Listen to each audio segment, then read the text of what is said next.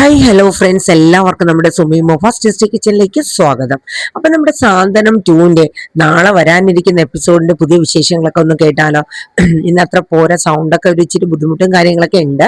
അപ്പോൾ ചെറിയ വ്യത്യാസമൊക്കെ ഉണ്ട് കേട്ടോ. അപ്പൊ എല്ലാവരും ഒന്ന് ക്ഷമിക്കുക. അപ്പം നമ്മുടെ വീഡിയോസ് ഒക്കെ നിങ്ങൾ കേൾക്കുന്നതിനോടൊപ്പം തന്നെ ഒന്ന് ലൈക്ക് അടിക്കാനും, നമ്മുടെ ചാനൽ ആദ്യമായിട്ടാണ് കാണാൻ വരുന്നതെങ്കിൽ ഒന്ന് സബ്സ്ക്രൈബ് ചെയ്യാനായിട്ട് ആരും മറക്കരുത് കേട്ടോ. അങ്ങനെ നമ്മുടെ ധർമ്മൻ ദേവമംഗലം വിട്ടു പോയതിന്റെ ഒരു ബുദ്ധിമുട്ട് എല്ലാവരും നന്നായിട്ട് ബുദ്ധിമുട്ടുണ്ട് കേട്ടോ. നമ്മുടെ ആര്യനും ആനന്ദും ആകാശും എല്ലാവരും ഇരുന്ന് ഇങ്ങനെ സങ്കടപ്പെടേണ്. എന്താ ഒരു ഇതില്ലാണ്ട് ആകെ എല്ലാവരും ഭയങ്കര വിഷമം. ഇത്രയും നാളും ഒരു മൂത്ത ഏട്ടനെ പോലെ ആനന്ദിനും ആര്യനും അതുപോലെ ആകാശിനും ഒക്കെ ഭയങ്കര ഒരു ഇതായിട്ട് അവരെ വീട്ടിലെ എല്ലാ കാര്യങ്ങളിലും ധർമ്മമാമൻ ഇല്ലാത്ത ഒരു കാര്യമില്ല. അപ്പൊ അങ്ങനെയുള്ള ഒരാള് പെട്ടെന്ന് ഇങ്ങനെ ഒരു സിറ്റുവേഷനിൽ അങ്ങോട്ട് പോവാ, വീടിറങ്ങി നേരെ കൃഷ്ണമംഗലത്തേക്ക് പോയത് അവർക്ക് അതൊരു വലിയൊരു ബുദ്ധിമുട്ട് തന്നെയായിരുന്നു. അപ്പൊ ഇന്നത്തെ എപ്പിസോഡിൽ കാണിച്ചിട്ടുണ്ടായിരുന്നു നമ്മുടെ ബാലൻ ചെന്ന് നമ്മുടെ ഗോമതി പറഞ്ഞിട്ട്, ബാലേട്ടാ നമുക്ക് അങ്ങനെ അവളുടെ അടുത്ത് ചോദിച്ചു, അവൻ അത്രയേറെ ബുദ്ധിമുട്ടായി പോയിട്ടുണ്ടെങ്കിൽ ബാലേട്ടൻ തന്നെ ചെന്ന് വിളിച്ചാൽ അവൻ എന്തായാലും വരും. അങ്ങനെ ബാലൻ ചെന്ന് വിളിക്കുന്ന സീനും അതിനോടൊപ്പം തന്നെ മിത്രയും അവരൊക്കെ ചെന്ന് വിളിക്കുന്നുണ്ട്. പക്ഷെ ധർമ്മൻ തന്നെ തന്നെ വേറെ എന്ത് പേരിൽ വിളിച്ചിരുന്നെങ്കിലും താൻ ക്ഷമിച്ചതിനെ. പക്ഷെ ഒരു കള്ളൻ എന്ന് മുദ്ര കുത്തിയ ബാളിയൻ എന്നെ വിളിച്ചത്, അതൊരിക്കലും ഞാൻ ക്ഷമിക്കില്ല എന്ന് എന്നെ ധർമ്മം മുഖത്ത് നോക്കി പറഞ്ഞു കേട്ടോ. അങ്ങനെ വിളിക്കാൻ ബാലൻ പോയെങ്കിലും ധർമ്മം വരാനോ മറ്റൊന്നും കൂട്ടാക്കിയില്ല. അങ്ങനെ ആ ഒരു സീനും കാര്യങ്ങളൊക്കെ ഇന്നത്തെ എപ്പിസോഡിൽ കാണിക്കുന്നുണ്ട്. അത് കഴിഞ്ഞ് പിന്നീട് കാണിക്കുന്ന, നാളെ വരാൻ നിൽക്കുന്ന മറ്റന്നൊക്കെ ആയിട്ട് കാണിക്കുന്ന സീൻ എന്ന് പറയുന്നത് നമ്മുടെ അച്യുതൻ നമ്മുടെ അനുവിനെ കൊണ്ട് ഒരു കളി ദേവമംഗലത്തിന് കൊടുക്കാവുന്ന രീതിയിൽ ഒരു കളിയൊക്കെ പ്ലാൻ ചെയ്ത് വന്നു. പക്ഷെ അനുശ്രീയുടെ കൊണ്ട് അത് ഏകൂലാന്ന് അച്യുതന് മനസ്സിലായി. അപ്പോഴാണ് ഒരു തുറുപ്പ് പോലെ നമ്മുടെ ധർമ്മനെ കിട്ടുന്നത്. അങ്ങനെ നമ്മുടെ ബാലനെ ഇടിച്ചു താഴ്ത്താനായിട്ട് അച്യുതൻ നല്ല അടിപൊളിയായിട്ട് ചില പദ്ധതികളൊക്കെ ആസൂത്രണം ചെയ്യുന്നുണ്ട്. അങ്ങനെ നമ്മുടെ ഇന്ദിരാമ്മ പറയുന്നുണ്ട്, അനന്ത അച്യുത, നമ്മുടെ ധർമ്മന് വേണ്ടിയിട്ട് അവൻ എന്താണോ, അവൻ ഏത് രീതിയിലുള്ള വരുമാനമാണോ വേണ്ടത് അതനുസരിച്ചിട്ടുള്ള ഒരു ബിസിനസ്സോ എന്താന്ന് വെച്ചാൽ അവന് ചെയ്തിട്ട് കൊടുക്കുക. കാരണം നാളൊരു കാലം അവനും സുകന്യയ്ക്കും നല്ല രീതിയിൽ ജീവിക്കാനും അവർക്ക് മക്കളുണ്ടായാലും അവരെ കാര്യങ്ങൾ എല്ലാം നല്ല രീതിയിൽ നോക്കാനായിട്ട് അവനും ഒരു സ്വന്തമായിട്ടൊരു തൊഴിൽ വേണം. അതിന് വേണ്ടത് എന്താന്ന് വെച്ചാൽ ചെയ്തു കൊടുക്കാൻ പറയും. അപ്പോ നമ്മുടെ അച്യുതനും ആനന്ദും കൂടെ അനന്തനും നേരത്തെ തന്നെ തീരുമാനിച്ചു വെച്ചിട്ടുണ്ട്. അവരുടെ അനുജനാണ്, അങ്ങനെ അവർക്ക് കൈയഴിയാൻ പറ്റുമോ? കാര്യം ഗോമതിയിലൊപ്പം ഇറങ്ങിപ്പോയെങ്കിലും ഒരു ദേഷ്യമൊക്കെ ഉണ്ടെങ്കിലും ധർമ്മനെ അവർക്ക് ഒരിക്കലും കൈയൊഴിയാൻ പറ്റില്ല. അവരുടെ അനുജനാണ്, ഇളയ അനുജനാണ്. അങ്ങനെ അച്യുതൻ പറയുന്നുണ്ട്, അതെ നിനക്ക് ഞങ്ങള് ഒരു പലചരക്ക് കട ഇട്ടുതരാൻ പോകണമെന്ന് പറഞ്ഞു. അപ്പം സുകന്യക്കും ധർമ്മനും ഭയങ്കര സന്തോഷാവാണ്, പലചരക്ക് കട. അപ്പൊ ധർമ്മന് അത് കേട്ടപ്പോ തന്നെ ഒരു സന്തോഷാവാ. അപ്പൊ അത് നിനക്ക് എവിടെ വേണം? നിന്റെ അളിയനുണ്ടായതുപോലെ ബാലന്റെ ഗോമതി സ്റ്റോഴ്സ് പോലെയൊന്നുമല്ല, നല്ല അടിപൊളി ഒരു സൂപ്പർ മാർക്കറ്റ് പോലെ ഒരു കട, അത് നല്ല രീതിയിൽ നീ നടത്തിക്കൊണ്ട് പോകണമെന്ന് പറഞ്ഞു. അപ്പം ധർമ്മം പറഞ്ഞു, എന്തായാലും എനിക്ക് വേണ്ടി അങ്ങനെ ഒരു കാര്യം നിങ്ങൾ തീരുമാനിച്ചതിൽ എനിക്ക് ഒരുപാട് സന്തോഷമുണ്ട്. അപ്പോൾ ഞാൻ അതിന്റെ ഒരു ലാഭം ഈ കുടുംബത്തിന് വേണ്ടിയിട്ട് ഞാൻ മുടക്കാന്നൊക്കെ പറയും. അപ്പൊ ആനന്ദനും അച്യുതനും പറയും, അതിന്റെ ആവശ്യമൊന്നുമില്ല, അതൊക്കെ നീ നിനക്കൊരു അക്കൗണ്ട് ഉണ്ടാക്കി നിനക്ക് നിന്റെ കിട്ടുന്ന ലാഭമൊക്കെ നീ അങ്ങോട്ട് സേവ് ചെയ്യുക, നല്ല രീതിയിൽ നീ ജീവിച്ചു കാണുക എന്നേ ഉള്ളൂ. അപ്പൊ അനന്തൻ അച്യുതനോട് പറയടാ, അവൻ എവിടെയാണോ നടത്താൻ ഇഷ്ടം അതിന് വേണ്ട സ്ഥലവും കാര്യങ്ങളും ഒക്കെ നോക്കി ഉടനടി തന്നെ അത് നടപ്പിലാക്കാനുള്ള കാര്യങ്ങൾ ചെയ്യുക. അത് മാത്രമല്ല, നീ ഇനി ധർമ്മ ഒരു കടക്കിടാൻ പറ്റിയത് പേരങ്ങോട്ട് കണ്ടുപിടിയെന്ന് പറയും. അപ്പൊ സുകന്യക്ക് ഭയങ്കര സന്തോഷം, ധർമ്മന് അതിനേക്കാളേറെ. അപ്പൊ ധർമ്മം പറഞ്ഞു, പേരിലൊക്കെ എന്തിരിക്കുന്നു കേട്ടാ. അപ്പൊ ഇന്ദിരമ്മ പറഞ്ഞു, നിനക്ക് ഇഷ്ടമുള്ള പേര് എന്താന്ന് വെച്ചാൽ ഇട്ടോന്ന് പറയാം. അപ്പൊ തന്നെ നമ്മുടെ സുകന്യ ഇടിച്ചത് പറഞ്ഞു, അവർ ദേവമംഗലത്ത് ബാലേട്ടന്റെ ഭാര്യയുടെ പേര് ഗോമതി സ്റ്റോഴ്സ് എന്നല്ലേ ഇട്ട, അതുപോലെ ഇത് സുകന്യ സ്റ്റോഴ്സ് എന്നിടാം. അപ്പോഴേക്ക് ധർമ്മൻ ഒന്ന് നോക്കി സുകന്യനെ, അല്ല ഞാൻ പറഞ്ഞെന്നേ ഉള്ളൂ എന്നിങ്ങനെ സുകന്യ പറഞ്ഞിട്ടോ. ഒടുവില് അങ്ങനെയൊക്കെ തന്നെ തീരുമാനിക്കണം. അങ്ങനെ അച്യുതൻ നമ്മുടെ ധർമ്മനെയും കൂട്ടിക്കൊണ്ട് പോയിട്ട് നമ്മുടെ ഗോമതി സ്റ്റോർ ഇരിക്കുന്നതിന്റെ നേർ ഓപ്പോസിറ്റ്, കാരണം എന്നാലല്ലേ ബാലനിട്ട് പണി കൊടുക്കാൻ പറ്റുള്ളൂ, ആ ഏരിയയിൽ വേറെ എങ്ങും സ്റ്റേഷനറി കടയില്ല. സ്റ്റേഷനറിയും പലചരക്കും എല്ലാം കൂടെ ചേർന്ന കടയാണ് ഗോമതി സ്റ്റോഴ്സ്. അപ്പൊ ഒരെണ്ണം അടിപൊളിയായിട്ട് ഇവിടെ ഇട്ട് കൊടുത്താൽ അതൊരു നല്ല അടി തന്നെ ഇരിക്കും നമ്മുടെ ബാലന്റെ കടയ്ക്ക്. കാരണം വരുന്ന കസ്റ്റമേഴ്സ് ഒക്കെ ഇനി പുതിയൊരു ഷോപ്പ് വരുമ്പോൾ അങ്ങോട്ടൊക്കെ അല്ലേ മാറുള്ളൂ. അങ്ങനെ നമ്മുടെ ഗോമതി സ്റ്റോഴ്സിന്റെ ഫ്രണ്ടിൽ തന്നെ ഒരു നല്ല സ്ഥലം കണ്ടുപിടിച്ച് അതിന്റെ കാര്യങ്ങളെല്ലാം അങ്ങോട്ട് ചെയ്യുന്നത്. അച്യുതൻ കിട്ടിയ അവസരം, ബാലൻ അടിക്കാൻ പറ്റിയ അവസരം നന്നായിട്ട് നോക്കുന്നുണ്ട്. കാരണം അങ്ങനെ ഇങ്ങനെ വിട്ടാലും പറ്റില്ലല്ലോ, എന്തായാലും ഇവനിട്ടൊരു പണി കൊടുക്കുക തന്നെ ചെയ്യും. അങ്ങനെ അതിനു വേണ്ടുന്ന കാര്യങ്ങളെല്ലാം നല്ല സ്പീഡപ്പ് ആക്കിയാണ്. അപ്പൊ ഇതേ സമയം നമ്മുടെ ദേവമംഗലത്തിലെ ബാലന് ഭയങ്കര സങ്കടമാണ്. അപ്പം നമ്മുടെ ആനന്ദും ആകാശും ആര്യനും ഒക്കെ ബാലനെ കുറ്റപ്പെടുത്തുന്നത്. അച്ഛൻ ധർമ്മമാമന്റെ അടുത്ത് ചോദിച്ച രീതി ഒട്ടും ശരിയായില്ല. ധർമ്മമാമൻ അതിന് അത്രയ്ക്ക് വിഷമം. അതാ ധർമ്മമാമൻ അങ്ങനെയൊക്കെ നമ്മളുടെ അടുത്ത് പറഞ്ഞത്. ഒരിക്കലും ധർമ്മമാമൻ അച്ഛനോടൊന്നും അങ്ങനെ സംസാരിക്കുന്ന ഒരാളല്ല. പക്ഷെ ധർമ്മമാമന്റെ മനസ്സിന് അത്രയേറെ മുറിവേൽപ്പിച്ചു അച്ഛൻ. അതുകൊണ്ടാണ് ധർമ്മമാമൻ ഒന്ന് അച്ഛൻ വിളിച്ചിട്ട് കൂടി, അച്ഛനും അമ്മയും നമ്മളെല്ലാവരും ചെന്ന് വിളിച്ചിട്ട് കൂടി ധർമ്മമാമൻ വരാത്തെന്ന് പറഞ്ഞു. അപ്പോഴേക്കും നമ്മുടെ ദേവി ഭയങ്കര കരച്ചിലാണ്. ദേവി പറയണം, ഞാൻ ഒരാള് കാരണമാണ് എന്നൊക്കെ പറഞ്ഞ് ദേവി ഭയങ്കര കരച്ചില്ല. പക്ഷെ ഗോമതിക്ക് ദേഷ്യമൊന്നുമില്ല. പക്ഷെ എന്നാലും ഈ ബാലൻ ചോദിച്ച ഒരു രീതി ശരിയായില്ല. ഒരു കള്ളൻ എന്ന മുദ്ര കുത്തി തന്നെയാണ് അത് ചോദിച്ചിരിക്കുന്നത്. അത് നമുക്ക് ചിന്തിച്ചു നോക്കുമ്പോൾ നമുക്ക് അറിയാൻ പറ്റും.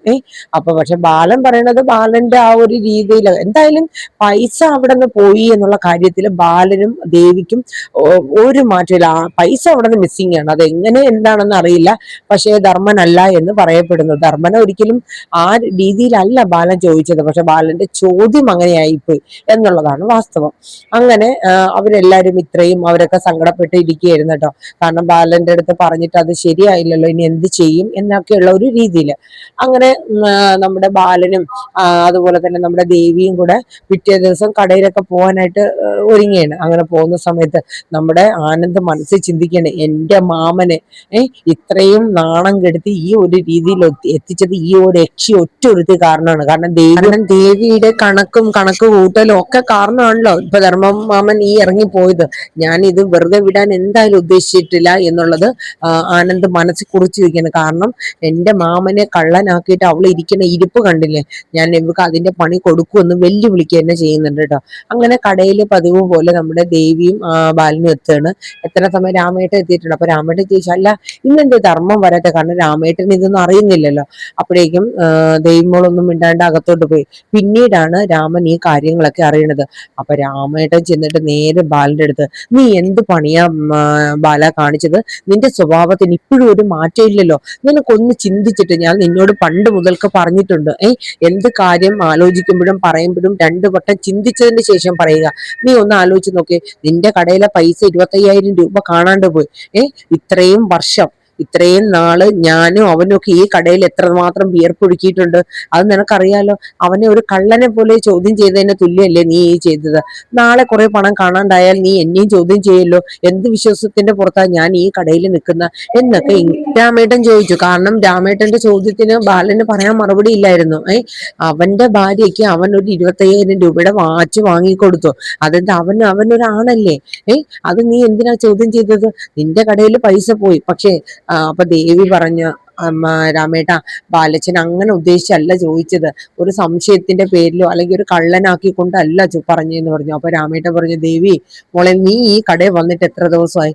ഞാനും ധർമ്മനും ഒക്കെ ഈ കടയിൽ വർഷങ്ങളായിട്ട് നിൽക്കുന്നതിന് നിനക്കറിയോ, 1 രൂപ ഈ മേശയ്ക്കകത്ത് നിന്ന് ഞാനും അവൻ എടുക്കില്ല. ബാലൻ എടുത്തു തന്നല്ലാണ്ട് ഞങ്ങൾ എടുക്കില്ല. അങ്ങനെയാണ് ഞങ്ങൾക്ക് അതിന് അവനറിയാം. പക്ഷെ ഇപ്പൊ ഈ ഇന്നലെ മെനിയാന്നൊക്കെയല്ലേ ഇങ്ങനെയുള്ള കാര്യങ്ങൾ വന്നത് എന്നുള്ള രീതിയിൽ രാമേട്ടനും കുറെ പറഞ്ഞു. അപ്പൊ ബാലൻ പറഞ്ഞു, മതി, എല്ലാരും കൂടെ എന്നെ ഇങ്ങനെ ക്വസ്റ്റ്യൻ ചെയ്യില്ല. എനിക്ക് മാനസികമായിട്ട് ഞാൻ അവനോട് തെറ്റ് ചെയ്തു പോയി.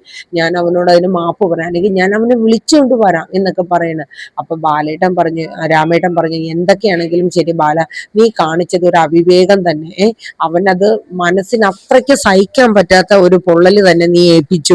ഒരു മുറിവായി പോയി എന്ന രീതിയിൽ രാമേട്ടനെ കുറ്റപ്പെടുത്തി. അപ്പോഴേക്കും ബാലൻ നേരെ രാമേട്ടന്റെ അടുത്ത്, രാമേട്ടൻ എന്തൊക്കെ ഈ പറയണേ, രാമേട്ടനും കൂടെ എന്നെ കുറ്റപ്പെടുത്തല്ലേ എന്നൊക്കെ പറഞ്ഞു കേട്ടോ.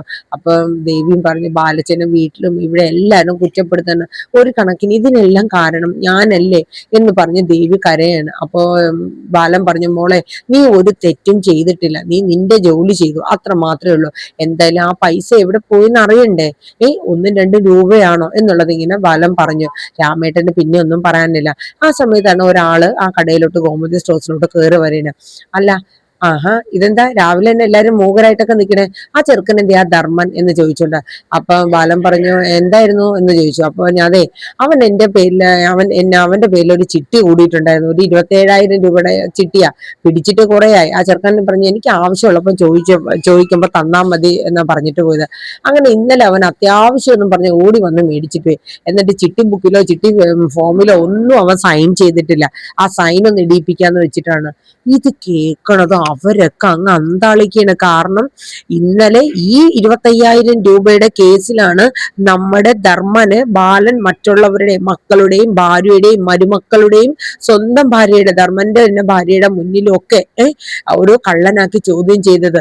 ഇപ്പൊ ദേ വന്നിക്കണു നമ്മുടെ ധർമ്മൻ, പാവം കഷ്ടപ്പെട്ട് എവിടെയോ ഇങ്ങോട്ട് ഒരു ചെറിയൊരു ചിട്ടി കൂടി പൈസക്കാണ് സുകന്യക്ക് ഒരു വാച്ച് മേടിച്ചിരിക്കുന്നത്. ഇതിൽ കൂടുതൽ ഇനി അവരിത് എങ്ങനെ സഹിക്കും? ദേവിക്കും വല്ലാണ്ട് അങ്ങ് ആയിപ്പോണ്, എന്ത് ചെയ്യും? അപ്പോഴേക്കും ബാലൻ പറഞ്ഞു നീ ഫോം തന്നേരെ, അവൻ വരുമ്പോ ഒപ്പിട്ടെല്ലാം വെച്ചേക്കാന്ന് പറഞ്ഞിട്ട് അയാൾ അങ്ങ് പോവണേ. ശരി ബാലേട്ടാന്ന് പറഞ്ഞ് പോയി. അവസാനം ദേവി പറയാ അച്ഛ നമ്മൾ ഇന്നലെ കാണിച്ചത് ബുദ്ധിമോശമായി പോയി. അപ്പൊ ബാലന് മനസ്സിൽ വല്ലാണ്ട് നീറാണ്. കാരണം ധർമ്മനോട് ഞാൻ അങ്ങനെ ചെയ്യാൻ പാടില്ലായിരുന്നു. എന്റെ 3 മക്കള് പോലെ തന്നെ എനിക്ക് ധർമ്മനും, എന്റെ മൂത്ത മകനാണ് അവൻ, അവനെ ഒരു കള്ളനാക്കിയില്ലേ? അല്ലെങ്കിൽ അപ്പൊ ബാലൻ പറയും മോളെ അവൻ ഇന്നലെ ഈ കാര്യം അവൻ എന്നോട് പറയാൻ പാടില്ലായിരുന്നു, ഒരു ചിട്ടി ഞാൻ പിടിച്ചിട്ടുണ്ട്, ആ ചിട്ടി പൈസക്കാണ് ഞാൻ മേടിച്ചത്. അവൻ കമാന്നൊരു അക്ഷരം മിണ്ടിയില്ല. ഞാൻ ചോദ്യം ചെയ്തതിനെല്ലാം കേട്ട് നിന്നിട്ട് അവസാനമാണ് പറയണേ ഞാനൊരു കള്ളനെ പോലെ ഈ ദേവമംഗലത്തിന് ഇറങ്ങിപ്പോവാണ്. നാളെ ഇതിനേക്കാൾ കൂടുതൽ പൈസ പോയാലും ഒരു മുട്ടുസൂചി കാണാണ്ടായാലും എന്നെ നിങ്ങൾ സംശയിക്കുള്ളൂ. അതുകൊണ്ട് അതിനുള്ള ഒരിടം ഞാൻ വരുത്തി വെക്കില്ല എന്ന് പറഞ്ഞവൻ ഈ ദേവമംഗലം വിട്ടു പോയത്. ബാലനെ സംബന്ധിച്ച് സഹിക്കാൻ പറ്റാത്തൊരു ഇതായി പോയി. അങ്ങനെ ദേവിയും ബാലനും അതോർത്ത് ഒരുപാട് വിഷമിച്ചേട്ടോ. രാമേട്ടന് പ്രത്യേകിച്ച് പറയാനായിട്ടൊന്നുമില്ല. കാരണം എന്ത് പറയാനാ, ബാലന്റെ ഭാഗത്തുള്ള തെറ്റല്ലേ. അങ്ങനെ അന്നേ ദിവസം കടയൊക്കെ അടച്ച് തിരിച്ചു വന്നപ്പോഴത്തേക്ക് ഈ സംഭവങ്ങളൊക്കെ ദേവി മോള് ഗോമതിയോടും മിത്രയോടും മീനുവിന്റെ അടുത്തും ആര്യന്റെ അടുത്തും ഒക്കെ പറയണം. അവർക്കൊക്കെ ആകെ ഷോക്കായി പോകണം കേട്ടോ. കാരണം അയ്യോ അങ്ങനെ നമ്മള് ധർമ്മമാമൻ ഇത്രയും ഒരു ഇതായിട്ട് അത് നമ്മൾ സംശയിച്ചല്ലോ. ഈ അച്ഛന്റെ എടുത്തുകാട്ടവും അച്ഛന്റെ ചോദ്യം ചെയ്യലും ഒക്കെ ഇതിന് കാരണം എന്നുള്ള രീതിയിൽ എല്ലാവരും കുറ്റപ്പെടുത്തിയായിരുന്നു കേട്ടോ. അപ്പൊ ഇനി എന്തായാലും നമുക്ക് കാത്തിരിക്കാം. ഇനിയിപ്പോ പുതിയ സുകന്യ സ്റ്റോഴ്സ് അങ്ങനെ ആയിരിക്കണം പുതിയ പേരിടാൻ പോകുന്നത്. അപ്പൊ അതൊക്കെ പുതിയ സ്റ്റോർ നമ്മുടെ ഗോമതി സ്റ്റോഴ്സിന്റെ ഓപ്പോസിറ്റ് ആയിട്ട് വരും. നമ്മുടെ ധർമ്മനും ഒരു ബിസിനസ്സുകാരനാവാൻ പോവാണ്. സ്വന്തം കീഴില് സ്വന്തം കുടുംബം എല്ലാം നോക്കി. കാരണം എന്നായാലും അത് വേണം. പക്ഷെ ഇങ്ങനെ ഒരു ഇറങ്ങിപ്പോക്ക് വേണ്ടിയില്ലായിരുന്നു. അപ്പൊ എന്തായാലും നമുക്ക് കാത്തിരിക്കാം നമ്മുടെ സാന്ത്വനം 2 നാളത്തെ ഈ ഒരു പ്രൊമോ വീഡിയോ. ഇനി അടുത്ത സ്റ്റെപ്പ് എന്തായി തീരും എന്നുള്ളതൊക്കെ അല്ലെ. അപ്പൊ എല്ലാവർക്കും നല്ലൊരു ശുഭദിനം പറഞ്ഞുകൊണ്ട് തന്നെ നിർത്തുന്നു. Tata bye bye, take care, thank you.